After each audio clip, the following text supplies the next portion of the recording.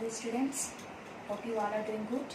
Myself Pranita from Suraj School, and today I am going to discuss one very important topic, that is translation process. And in this video I am going to explain you this process in a more elaborative way so that you will find it very useful for even for your competitive exams. And so let's start now. First of all, we should understand what is translation. You already know that what is central dogma. In central dogma, what you have seen that DNA में जो भी genetic information है that has been transcribed to mRNA, messenger RNA, ठीक है? And this process we call it transcription. And from messenger RNA, अब जो DNA के जो informations थे वो messenger RNA में चले गए in the form of genetic code. And this genetic code exists in triplet form. 3 nitrogen bases से बने हुए ये कोडोन्स होते हैं जो कि ट्रिपलेट फॉर्म के फॉर्म में होते हैं. एंड फ्रॉम मैसेंजर आरएनए से अब दिस जेनेटिक जो कोड है वो डी कोड होगा एंड एमिनो एसिड्स के सिंथेसिस होंगे. ठीक है, एमिनो एसिड का सिंथेसिस होगा, दैट मीन्स पॉलीपेप्टाइड बनेंगे.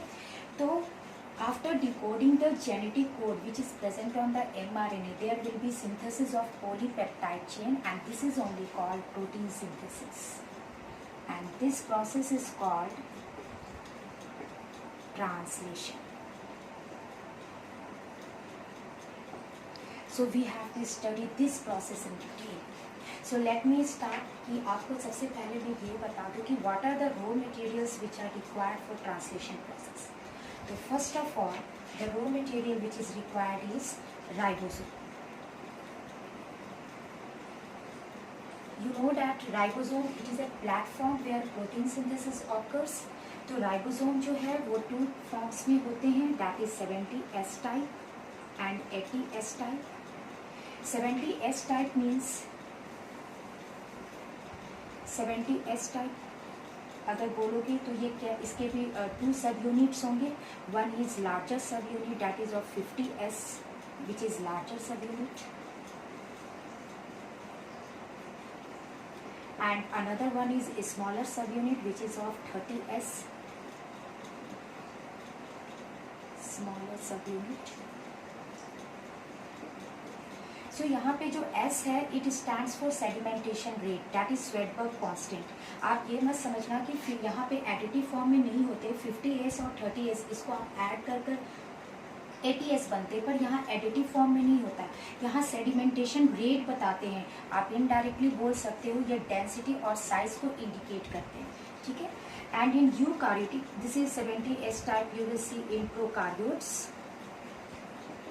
एंड इन यूकार्योट्स ऑल्सो जो माइटोकॉन्ड्रिया जो सेमी ऑटोनॉमस ऑर्गेनेली है एंड क्लोरोप्लास्ट उसमें भी नजर आते हैं 70S type. And in eukaryotes it is 80S type ribosome. The larger subunit we call it 60S and the smaller one is 40S. तो ये larger subunit हो गए और ये smaller subunit हो गए. Now you know that कि जो ये subunit है, larger subunit or whether it is a smaller subunit, these are made up of ribosomal RNA plus proteins. तो ये जो ribosomes हैं इसमें आप देखोगे it is made up of, it is composed of rRNA and proteins. ये 2 चीज से बने होते हैं राइबोसोम्स. तो अगर आप प्रोकार्योट्स की बात करो जो कि लार्जर सब यूनिट है दैट इज 50S. 50S में कौन कौन से rRNA टाइप मिलेंगे? You will get 5S rRNA and also you will get 23S rRNA. And in case of 30 smaller subunit में आपको प्रोकार्योट्स में कौन से मिलेंगे? It is 16S rRNA. But these are seen in case of prokaryotes. But in case of eukaryotes जो 60S होंगे, जो larger सब यूनिट होंगे 60S में, वहाँ पर जो rRNA का टाइप होगा वो कौन सा होगा? It will be 28S rRNA. Also 5.8S RNA and also 5S RNA. And in case of 40S type you will see it will be 18S RNA. तो ये आपको बिल्कुल रिमेंबर रखना है बिकॉज कॉम्पिटिटिव एग्जाम्स में इससे रिलेटेड पूछे गए हैं फ्यू क्वेश्चंस. तो दीज आर द टाइप्स. अब ये राइबोसोम्स दिखते कैसे हैं? This is the largest, this is the smaller सब यूनिट, ठीक है, और यहाँ ये है लार्जर सब यूनिट. दिस इज लार्जर सब unit and this is smaller सब यूनिट. अब ये पूरी तरह से पैक नहीं होते, ठीक है.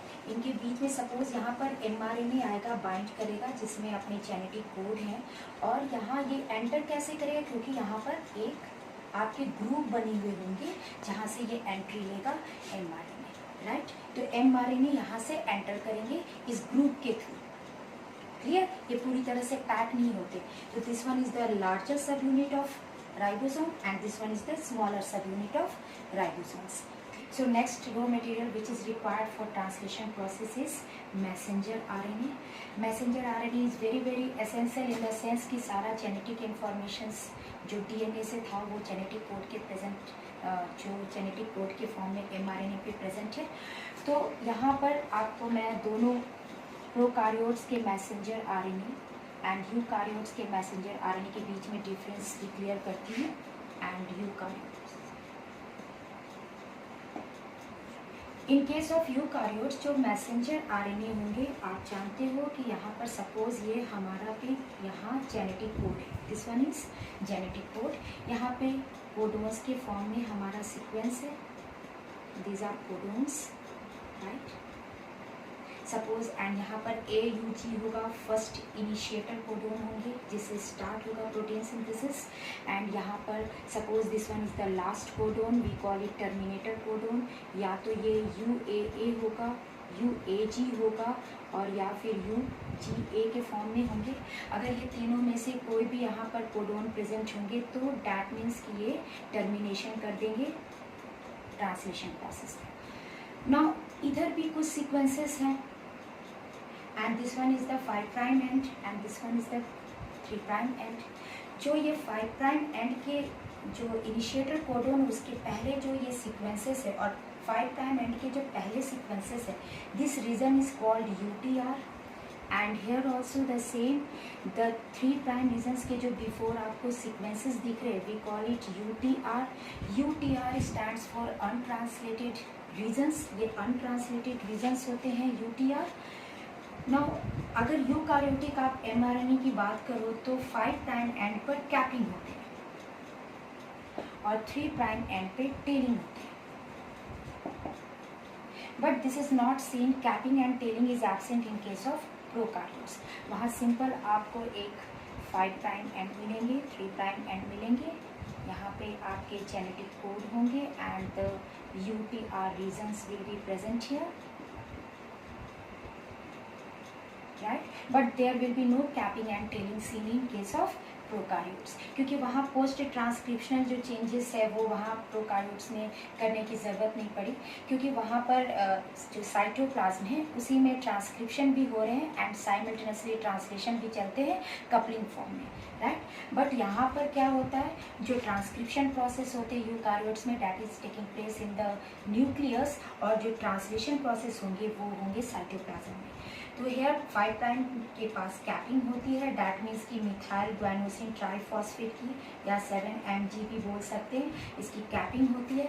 और टेलिंग 3' एंड पर होती है जहाँ पर एडेनिन जो रेसिड्यूज है इसका लंबा चेन जाता है. We also call it poly A tail, इसे पोली ए टेल भी बोलते हैं, और we also call it polyadenylation. कम से कम ये 200 से 300 एडेनिन रेसिड्यूज का लंबा चेन होता है at 3' end we call it tailing. So what is यहाँ पर जो इंफॉर्मेशन है, जो जेनेटिक कोड है, ये तो आपके प्रोटीन सिंथेसिस करेंगे, पर ये जो अनट्रांसलेटेड रीजन्स है जिससे कोई भी प्रोटीन नहीं बनेगा, तो क्या ये बेकार होते हैं? नहीं. आप जानोगे ये आगे में कि इस पर जो सीक्वेंसेस होते हैं UTR में, that will help, that will increase the efficiency of translation process. तो UTR का बहुत इंपॉर्टेंट फंक्शन होता है, it will increase the efficiency of translation process. Now I think it it is clear the difference between mRNA in eukaryotes and in case of prokaryotes. You can see there is no capping and tailing in case of prokaryotes, but capping and tailing is present in case of eukaryotic mRNA. Now the third raw material which is required for translation process is tRNA, which is also called adapter RNA. Adapter RNA भी बोलते हैं, and it is also called soluble RNA.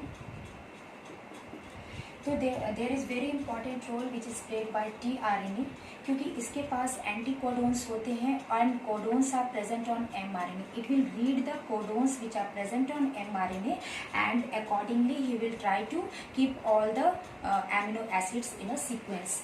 अब यहाँ पर आप देखो जैसे tRNA, you know the structure of tRNA. Here I am drawing the clover leaf model of tRNA.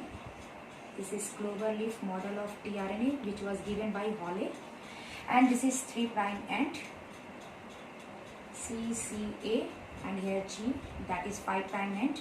This is T loop, this is D loop, and this one here anticodons are present. So I am not going to give you the details of tRNA here because already in my previous video lecture I have explained everything. So यहाँ पर जो tRNA है, यहाँ पर जो 3' end है, here activated जो amino acid है वो यहाँ पे bind होंगे, right? और जो T loop का काम क्या होगा, it will recognize the smaller सब unit of ribosome, और अपने ribosome को ये recognize करेंगे और वहाँ तक ये पहुँचेंगे amino acid को लेकर.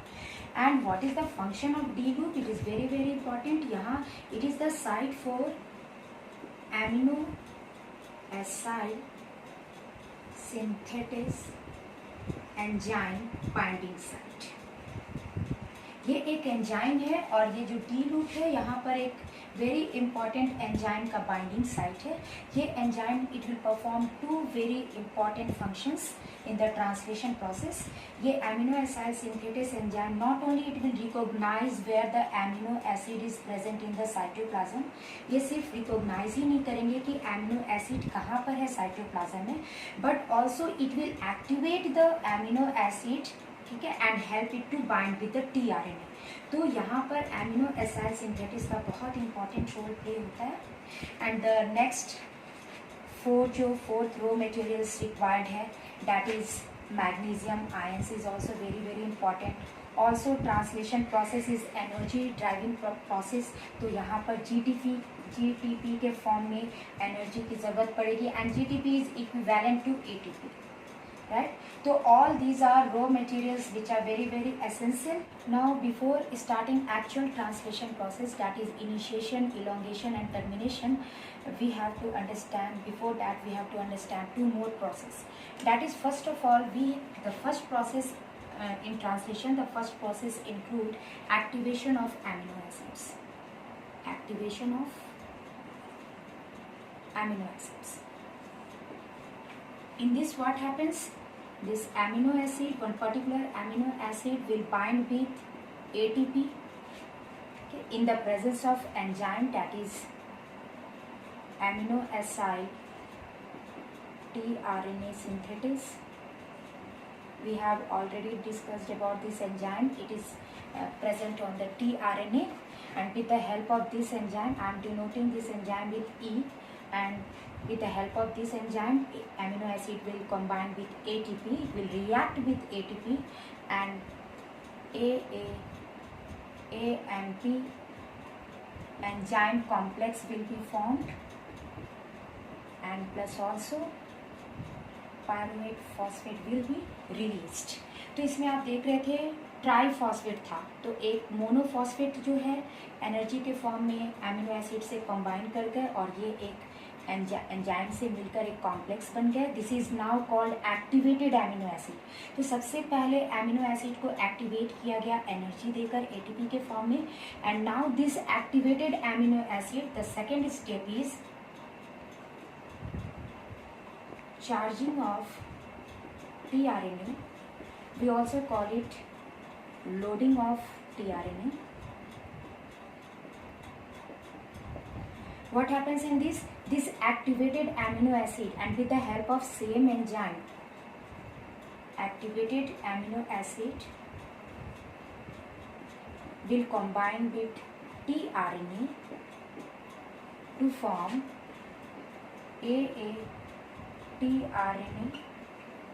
plus this enzyme and AMP will be released out, and now this combined form A amino acid, now it is attached with the tRNA. This is called charged tRNA. We also call it loaded tRNA. We also call it activated tRNA. Now here the tRNA is activated. Now it is ready to start translation process. So thank you children. In my next video I am going to continue with the same translation process in details, that is initiation, elongation and termination. Thank you everyone.